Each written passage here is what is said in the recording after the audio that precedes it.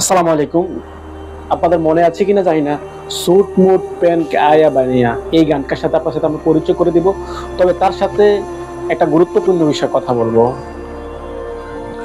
Malaysia airport থেকে 5 জন বাংলাদেশি আছে, তারা আসে স্যুট মুট পরে, একদম আপনার কি বলবো, একজন বড় ধরনের একটা বড় মাপের একজন অফিসার, 5 জন অফিসার বাংলাদেশ থেকে আসতেছে মালয়েশিয়াতে ভিজিট করার জন্য স্যুট মুট টাই পরে। 5 জন বাংলাদেশি বাংলাদেশ থেকে মালয়েশিয়াতে স্যুট মুট টাই পরে এসে এখানে মনে হচ্ছে ইমিগ্রেশনকে বোঝানো হচ্ছে যে এখানে আসছে ওনারা কি যে কোনো একজন কারোর সাথে মিটিং করার জন্য।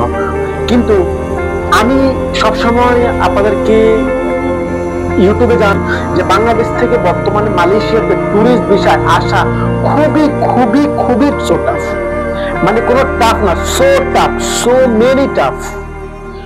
তারপরও এই যে 5 জন বাংলাদেশি মালয়েশিয়াতে স্যুট টাই পরে এসে টুরিস্ট ভিসায় এসে এখানে কাজ করার জন্য আসছে, কিন্তু ওনারা পরে আসছে স্যুট টাই পরে, যেন বোঝানো হচ্ছে মালয়েশিয়ার এয়ারপোর্টকে, মালয়েশিয়া ইমিগ্রেশন পুলিশকে বোঝাচ্ছে ওনারা বড় ধরনের কোনো একজন মিটিং এ আসছে। আসলে যারা মালয়েশিয়াতে টুরিস্ট ভিসায় আসতে চাচ্ছেন, অতীতে যারা আসছেন ওকে আপনারা চলে আসছেন, আপনাদেরকে কিছু বলার নাই। আপনারা এখন আসার পর আপনারা বুঝতে পারতেছেন আপনাদের পরিস্থিতিটা কি, আপনারা কোথায় আছেন। কিন্তু যারা নতুন করে আবার টুরিস্ট ভিসায় মালয়েশিয়াতে আসতে চাচ্ছেন, আপনাদের পরিস্থিতিটা কি আপনারা কি অবজারভেশন করছেন বা আপনারা কি মিডিয়া দেখতেছেন, চোখ বুলাচ্ছেন মিডিয়ার উপরে যে আপনাদের যে যারা বর্তমানে মালয়েশিয়াতে টুরিস্ট ভিসায় আছে তাদের পরিস্থিতিটা কি হচ্ছে।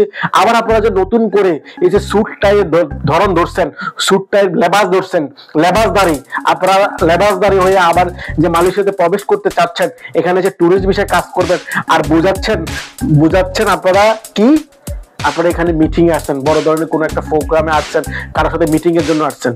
এইসব করবেন না।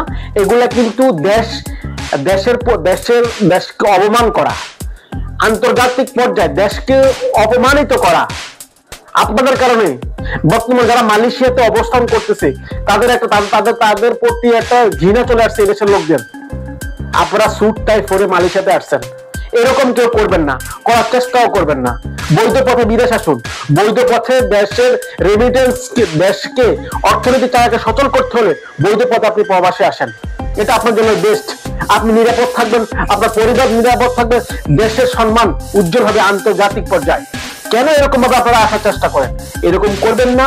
আসলে কথাগুলো আপনাদের প্রতি রাগ ও ক্ষোভের কারণে বলতেছি, এগুলো করবেন না, করার চেষ্টাও করবেন না। ভালো থাকবেন, এরকম কাজ আর কেউ করার চেষ্টা করবেন না। আসসালামু আলাইকুম।